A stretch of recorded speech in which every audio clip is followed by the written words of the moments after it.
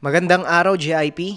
Babalik na tayo sa weekly raffle natin ng 200 pesos para sa 5 tao.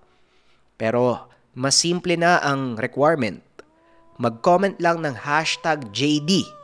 Kasali na kayo kaagad sa raffle natin and make sure nakasubscribe kayo sa YouTube channel ng JD at Facebook page ng JD. Yun lamang, ganun kasimple. Ngayong paparating na Sunday ang announcement ng winners ng cash prize. At kung sakaling gusto nyong ma-shoutout, comment lang kayo, JIPs. Yun lamang, maraming salamat. Simulan na natin ang kwento.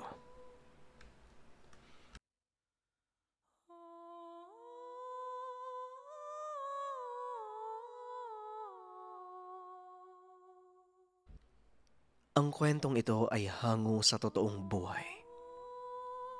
Mula ito sa isa nating kabayan na itago na lang natin sa pangalang Rodel. Taong 1992.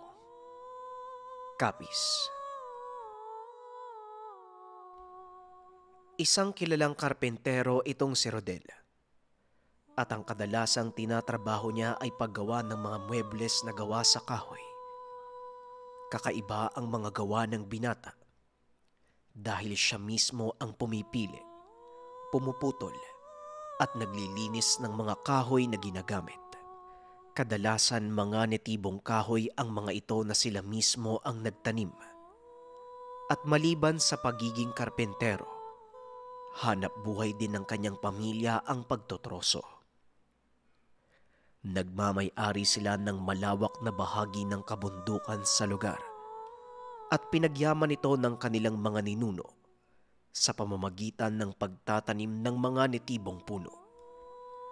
Hindi pa man naisisilang si Rodel, nakapangalan na sa kanya ang mga lupang iyon at nang magkaisip siya unti-unting ipinamulat ng kanyang mga magulang kung gaano kahalaga ang lupa. Hindi lang sa kanilang kabuhayan, kung hindi pati na rin sa kapaligiran. O Rodel anak, ang mga punong tinanim ng lolo mo ay hindi lang para sa atin. Tignan mo ang mga ibong nakatira sa nagtataasang mga larawan. Ito ang isa sa mga adhikain ng ating pamilya. Kaya pinagsikapan ng mga kalololohan ko na mabili mula sa mga Espanyol ang bahagi ng kabundukan nito ay para mapanatili ang kagandahan ng ating lugar. Wika ng kanyang ama na si Mang Enerio. Ito ang palaging sinasabi sa kanya ng matanda na isinasa puso naman ni Rodel, lalo na sa tuwing puputol siya ng puno sa kanilang lupain. Sa bawat isang punong itinutumba ni Rodel, 10 punla ang kanyang ibinabalik. Kaya lalong kumakapal ang kagubatan sa kanilang nasasakupan. Ito ang naging dahilan ng pagdami ng mga ligaw na hayop sa lugar. Lingid sa kaalaman ng binata na pinamamahayan ng iba't ibang elemento ang kanilang gubat, nalaman na lamang niya ito nang minsan niyang maengkwentro ang isa sa mga nilalang na nakatira sa lugar. Isang hapon, naisipan ni Rodel na pumili ng kahoy na puputulin dahil may order sa kanyang isang lamesa at ang nais na materyales ng nagpapagawa ay kamagong. Nagkataon namang may ilang malalaking puno ng kabagong na handa ng putulin, kaya naman kaagad niya itong pinuntahan.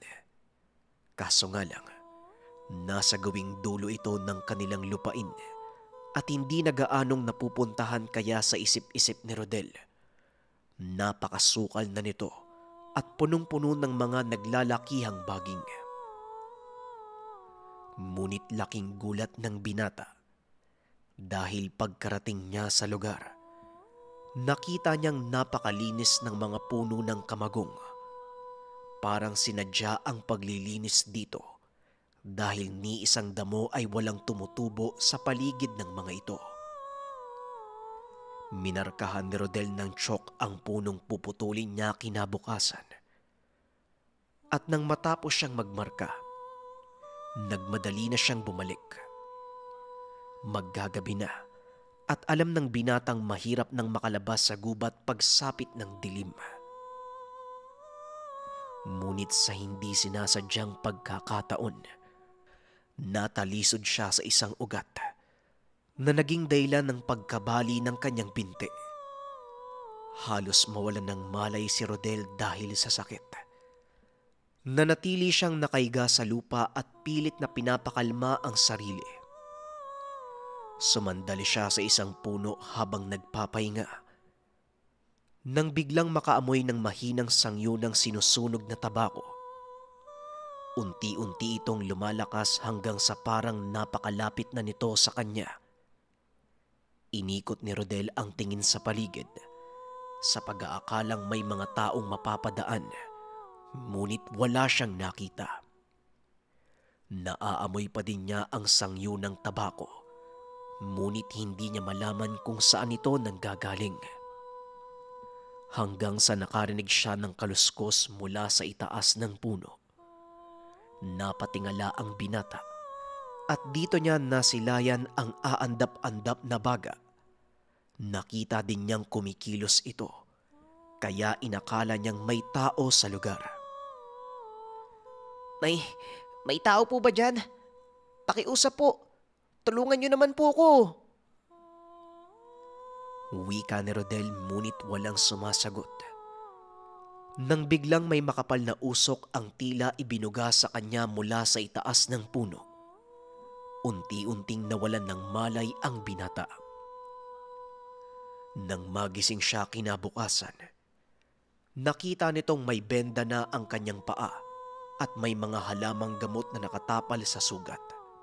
May kung sino ding gumawa ng saklay na kahoy at inilapag sa kanyang tabi. Laking gulat din ni Rodel dahil nawala ang pananakit ng kanyang binti. Kinuha nito ang saklay. Unti-unting tumayo at naglakad palabas ng kagubatan. Nang marating niya ang daan ay kaagad siyang natanaw ng isa sa mga kapitbahay. Inalalayan upang makauwi sa kanyang tahanan. Hindi na ikwento ni Rodel ang mga nangyari dahil maging siya ay hindi alam ang buong kaganapan. Ang alam lang ng binata, may isang nilalang na tumulong sa kanya ng mga sandaling iyon at ilang araw lang ang lumipas, tuluyang gumaling ang kanyang sugat. Hindi ito makapaniwala kung paano, ngunit alam niya sa sarili na nabali ang kanyang binti nung matalisod siya sa ugat ng puno. Magkahalong pagkamangha at kilabot ang naramdaman ng binata ng sandaling iyon. Hindi mawaglit sa isipan niya ang pangyayari, kaya pinili nitong bumalik sa lugar kung saan naganap ang aksidente. Pagkarating sa lugar, tinawag niya ang kung sino mang nilalang na tumulong sa kanya. Kung sino ka man, nagpapasalamat ako dahil tinulungan mo ko. Pero kung maaari sana, magpakita ka para mapasalamatan kita ng personal. Wika ni Rodel, ngunit walang tumugon. Naupo ang binata sa ugat ng isang malaking puno at nag-antay. Nagbabaka sakali itong may magpakita ngunit wala talagang dumating. Hanggang sa naisipan na lamang niyang umalis. At nang tatayo na sana si Rodel, bigla na naman niyang naamoy ang malakas na sangyo ng tabako. Natigilan ang binata dahil sa pagkakataong iyon. Narinig niya ang isang malaking boses. Nagsalita mula sa punong sinasandalan niya kani-kanina lang. Napakadali mo namang mainip.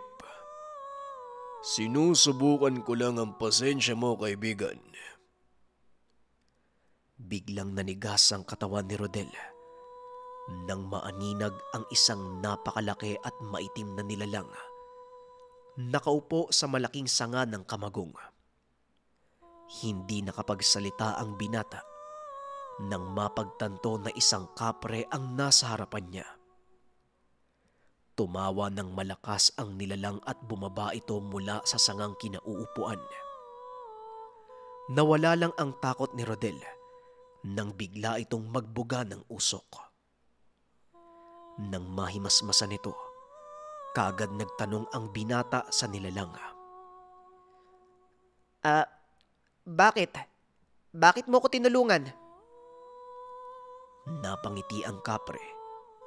Humithit ng tabako at nagsalita. Bakit nga ba hindi? Porket ba tao ka at engkanto ako, hindi na kami pwedeng tumulong sa inyo. Isa pa, matagal na kitang sinusubaybayan, binata. Alam ko ang kabutihang ginawa ng iyong pamilya sa kagubatang ito. Kung wala ka at ang angkan mo, malamang matagal na din kaming nawala ng tirahan. Kaya ituring mong pasasalamat ang ginawa kong paggamot sa iyo. Huminga ng malalim si Rodel at unti-unting naging kalmado ang pakiramdam. Kung gayon, kayo palang naninirahan sa mga punong ito. Mabuti na lang pala hindi ko pinutol ang isa sa mga kamagong. Huwag kang mag-alala, kaibigan. Hindi ko nagagalawin ang baging ito ng lupain. At makakaasa ka din na walang ibang makakapasok dito. Nagtagal ng ilang oras ang pag-uusap nila ng kapre. Ipinaliwanag nito ang lahat ng mga nangyari sa nakalipas na mga taon at kung paano silang napadpad sa bahaging iyon ng kabundukan. Ayon dito, nakatira sila sa kabilang bayan ng Tapas at napilitang umalis ng pasukin ng mga rebelde ang lugar. Ikinamatay ito ng ilan mula sa kanyang angkan. Kasama dito ang nag-iisa niyang anak. Ikinalulungkot kong marinig yan mula sa iyo, kaibigan. Pero paanong nagawa ng tao yun sa inyo? Hindi ba may kapangyarihan kayo? Tanong ni Rodel. Tama ka, kaibigan. Ngunit kasabay ng pagkasira ng kagubatan, nasira ang tirahan namin. At siya ding paghina ng kapangyarihan naming tangan. Maliban pa doon, may kalaban kaming lalaki na may tangang medalyon. Wala kaming nagawa dahil napakalakas nito. Tugon ng kapre. At dagdag pa nito, hindi lang sila ang napinsala, maging ang ilang lamang lupa at elementong naninirahan sa lugar. Walang awa silang pinagpapapatay ng antingerong sinasabi nito. Isang bagay lang ang hinahangad ng taong iyon. Walang iba kung hindi ito. Wika ng kapre sabay pakita ng isang maliit na kumikinang na bagay kay Rodel. Madilim sa lugar, kaya't kitang-kita ng binata kung paanong nagliwanag ang maliit na hiyas. Halos kasing laki lang ito ng dulo ng hintuturo niya at naglalabas ito ng kulay gintong liwanag. Lumulutang ito sa palad ng kapre at nang hahawakan na sana ni Rodel ang hiyas, bigla itong iniwas ng kapre. Huwag kang magpapadala, kaibigan. Ito ang dahilan kung bakit ayaw kong ipakita sa mga tao ang mutyang ito. Sa oras na masilayan ito ng makasalanang mga mata ng tao, tumutubo ang kakaibang pagdanasa nilang makuha ang mutya. Muling wika ng kapre. Biglang natauhan si Rodel at bumalik sa pagkakaupo. Nauunawaan ko na, kaibigan. Pasensya na pero wala akong balak na kunin yan sa'yo eh. Pero ano bang maaaring magawa ng mutya na yan? Muling tanong ni Rodel at hindi nito inasahan ang isasagot ng nilalang. Ang mutyang ito ay may kakayahang magpagaling ng anumang pinsala ng pisikal na katawan. Higit sa lahat, kaya nitong magbigay ng buhay sa kalikasan. Sa makatuwid, binata, ito ang pinagmumulan ng buhay naming mga elemento. At sa oras na mapasakamay ito ng mga taong may masamang hangarin, Mawawala ang kapangyarihan nito at tuluyang mamamatay. Wika ng kapre. Pinili ng binatang itago ang sekretong iyon sa lahat dahil alam nito ang kahalagahan ng mutsyang iyon sa mga kapre at sa lahat ng elementong umaasa dito. Nagpatuloy ang pagdalaw ni Rodel sa kagubatan, hindi lang para manguha ng kahoy na gagamitin sa paggawa ng mga muebles, kung hindi upang bisitahin ang kanyang kaibigan. Nagdulot din ng mabuting kapalaran sa binata ang pakikipagkaibigan sa nilalang. Naging malago ang kanyang negosyo at mas lalo pa siyang nakilala hindi lang sa kanilang bayan, kung hindi maging sa karatig probinsya. Dahil sa pangyayaring ito, hindi maiwasang may mga taong nainggit sa kanya. Isa na dito ang kapwa niya karpintero na si Pantoy. Higit na may karanasan pagdating sa paggawa ng muebles ang taong ito. Kaso nga lang, masyadong mahal kong maningil, kaya kakaunti lamang ang nagpapagawa sa kanya. Nang malaman nitong maging ang kanyang parokyano ay nagsilipat kay Rodel, nagtanim ito ng galit sa binata. May ilang beses pa niyang siniraan si Rodel sa mga tao ngunit hindi nagtagumpay dahil sila mismo ang makakapagpatunay ng pagkapulido ng kanyang gawa. Nalaman ito ni Rodel ngunit hinayaan lang ito ng binata. Ngunit hindi niya akalain na aabot sa isang malaking trahedya ang inggit na nararamdaman nito sa kanya.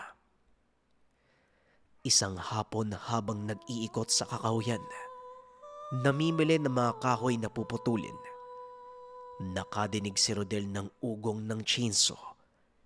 Dali-dali niyang pinuntahan ang pinagmumulan ng tunog at nakita ang ilang hindi kilalang kalalakihan. Nanlaki ang mga mata ng binata dahil mga puno ng kamagong ang pinuputol ng mga ito. Dali-dali niyang sinaway ang mga kalalakihan. Ngunit sa kasamaang palad ay may dalang barel ang mga ito at kaagad siyang pinaputukan. Swerte na lang ng binata dahil nakapagkubli siya sa isang malaking puno. Abot langit ang kaba ng binata ng mga sandaling iyon. Naisip niyang baka ito na ang kanyang katapusan. Pinakiramdaman ng binata ang paligid at napansin itong tila tumahimik ang mga kalalakihan kaya kaagad siyang sumilip. Saktong pagdungaw niya mula sa puno ay siya namang pagtama ng isang matigas na bagay sa kanyang batok, dahilan para mawalan ito ng malay. Nang magising si Rodel, nakatali na ang kanyang mga kamay at paa. Mas lalo pa siyang nahimasmasan nang bigla siyang buhusan ng malamig na tubig ng isang lalaki. Ay nako, tignan mo nga naman. Sinong mag-aakalang makikita natin kagad itong tao to? Malas mo, dahil kinagat mo ang patibong namin. Pasensya na, pero napagutusan lang kami. Wika nito sabay suntok sa sikmura ni Rodel. Naubo ang binata habang pilit na hinahabol ang kanyang hininga. Itinayo siya ng isa sa mga lalaki at muling sinuntok sa tiyan. Pasensya na bata, trabaho lang. Sige, hawakan niyo yung kamay niyan. Kinalas ng isa pang lalaki ang tali ni Rodel. Itinapat ang kamay sa sangkalan. Nanlaki ang mga mata nito nang makita ang isa sa mga kalalakihang naglabas ng maso. Ang mabuti pa, durugin na lang natin yung buto sa kamay nito para mawalan ng kakumpetensya si boss. Wika ng lalaki at buong lakas nitong hinataw ang kamay ni Rodel. Napasigaw ang binata sa sobrang sakit. Alam niya ng mga sandaling iyon na durog na ang kanang kamay. Unti-unting dumidilim ang paningin ni Rodel, ngunit naaninag pa niya ang mga kalalakihang papalis. Nang bigla na lang humagis ang isa sa mga ito, Nataranta ang ilan sa mga kalalakihan dahil hindi nila alam kung saan nagmula ang kalaban. Pinilit ni Rodel na manatiling gising para masaksihan ng kaganapan. Napangiti ito nang makita kung sino ang may gawa ng pananalakay sa mga kalalakihang nanggulpe sa kanya. Malalakas na angil ang naririnig ng mga ito, ngunit kita ng binata ang nilalang na sumasalakay sa kanila. Sa isip-isip ng binata, nagpapasalamat ito dahil kahit papano may dumating para saklolohan siya. Hindi na nakita pa ng binata ang buong pangyayari dahil hindi na nito napigilan ang sariling mawalan ng malay. Nang magising, nakita niyang may mga dahon na namang nakatapal sa kanyang kamay at alam nitong kaibigan niya ang may gawa nun. Sadyang ang hindi mapagkakatiwalaan ng mga tao. Gagawin nila ang lahat makalamang lang sa kapwa. Tignan mo ang nangyari sa iyo, kaibigan. Pero huwag kang mag-alala dahil hindi kita papabayaan. Gagaling ang mga kamay mo at muli kang makakapagtrabaho. Wika ng kapre. Inilabas nito ang kanyang mutya at itinapat sa sugat ng binata. Unti-unting naramdaman ni Rodel ang pagkawala ng sakit. Naikilos niya ito ng marahan hanggang sa tuluyan nang gumaling ang kanyang kamay. Maraming salamat, kaibigan, ha.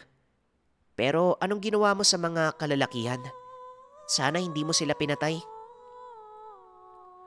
Tugon ni Rodel.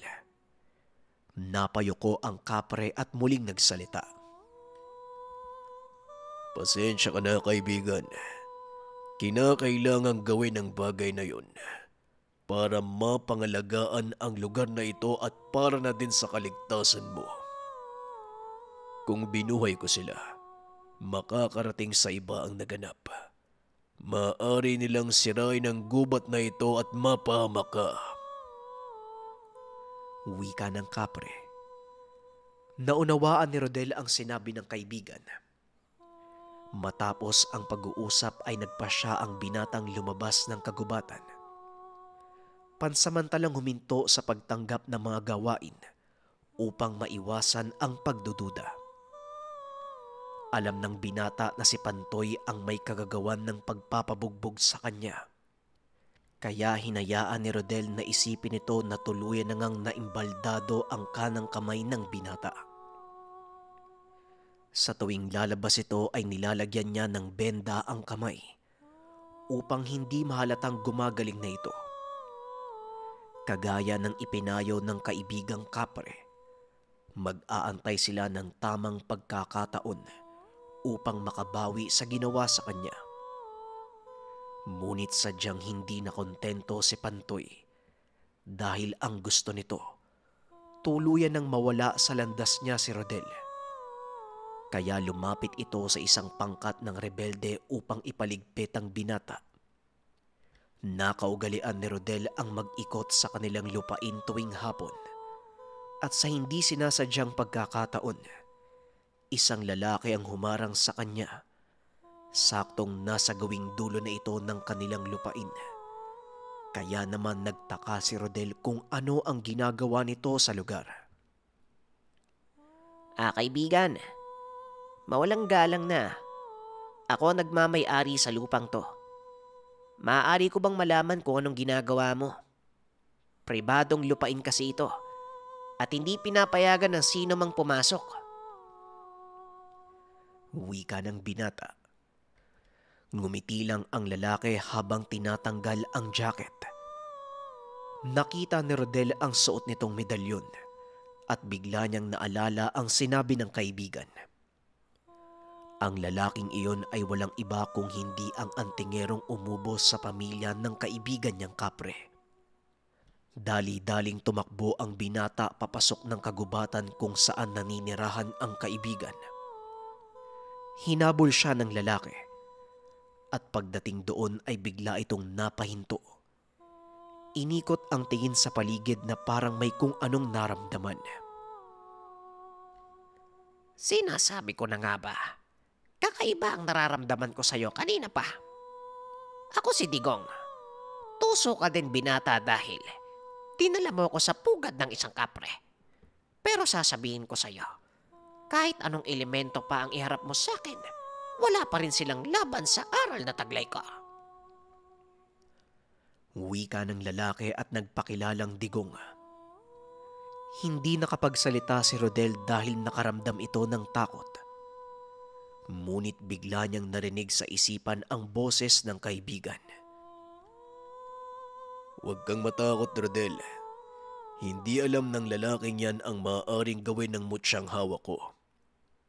Pansamantala kong ipapairam sa iyo ang kapangyarihan nito. Alam kong mabuti ang hangarin mo, kaya sigurado kong mapapasunod mo ang mutya. Mga kakaibigan, at tanggapin ang mutya. Biglang napanganga ang binata at napaatras si Digong dahil nakita niya ang kapreng nakatayo sa likod ni Rodel. Bigla nitong isinubo ang mutya sa binata at kaagad na naglaho. Namilipit sa sakit si Rodel ng ilang segundo at kaagad ding nakatayo ng maayos. Sa hindi malamang dahilan, biglang naramdaman ng binata ang kakaibang lakas ng kanyang katawan. Maging ang kanyang paghinga ay biglang bumigat. Ang pakiramdam ng binata ng mga sandaling iyon, kaya niyang buhatin at ihagis ang anumang bagay na mahahawakan. Naramdaman ito ni Digong, kaya kaagad siyang nag-usal ng mga dasal pang depensa. Ngunit bago pa man siya matapos ay isang malakas na suntok ang ibinigay ni Rodel. Dahilan para mamilipit ito sa sakit at mapaluhod. Nabali ang dalawang tadyang nito sa lakas ng pagkakasuntok ni Rodel. Hindi rin makapaniwala ang binata sa taglay na lakas. At samantalang si Digong naman, hindi alam ang nangyari. Ni hindi nito maramdaman ang puwersang taglay ng binatang kalaban. Ganun pa man, pinilit pa din itong tumayo at harapin si Rodel. Bumunot ito ng itak at sinugod ang binata. Sa kabila ng pinsalang natamo ay naramdaman pa din ng binata ang lakas ng atake nito. Ngunit hindi tumalab ang talim ng kanyang sandata sa katawan ni Rodel. Pasensya na kaibigan, pero hindi ko maaaring palampasin ang ginawa mo. Hindi lang sa akin ang atraso mo kung hindi pati na din sa kapreng nagpairam sa akin ng mutya niya. Ngayon tanggapin mo ang parusang nararapat sa mga kasalanan mo. Wika ni Rodel. Sabay unday ng sunod-sunod na suntok sa katawan ni Digong. At sa bawat bitaw ng suntok ng binata, isa-isang dumaraan sa kanya ang mga elementong napatay ni Digong. Nakita niya kung paanong pinahirapan ang mga ito. Isang atake pa, tuluyan ng binawian ng buhay ang antingero. Kinuha ni Rodel ang medalyon at inihagi sa tuktok ng mataas na puno. Sinayang mo ang kapangyarihang ipinagkaloob sa'yo. Kung ginamit mo sana sa kabutihan, marami ka pang natulungan. Matapos ng labang iyon, inilibing ng binata ang katawan ni Digong sa mismong paanan ng puno ng kamagong kung saan naninirahan ang kapre. Isinoli nito ang mutya ng kaibigan sa kadahilanang ayaw niyang magkamit ng ganoong kalakas na kapangyarihan. Nasaksihan ni Rodel ang kayang gawin ng mutya at ayaw niyang maging susi ito ng karahasan. Sa paglipas ng mga taon, tuloy pa din ang pagiging karpentero ni Rodel. Samantalang si Pantoy naman ay nagawa niyang ipakulong nang minsang sinubukan nitong sunugin ang shop kung saan gumagawa ang binata. Simpleng binata lang si Rodel. Naghahangad ng simpleng buhay. Ngunit hindi niya akalain na sa piniling trabaho, mararanasan niyang gamitin ang hiyas ng kapre. Maraming salamat sa pakikinig ng ating kwento, GIPs. Muli abangan natin ang mga susunod na kwento sa channel at huwag nating kalimutan na mag-comment ng #JD para sa raffle natin na cash prize every Sunday. Yun lamang, GIP. Maraming salamat. Paalam.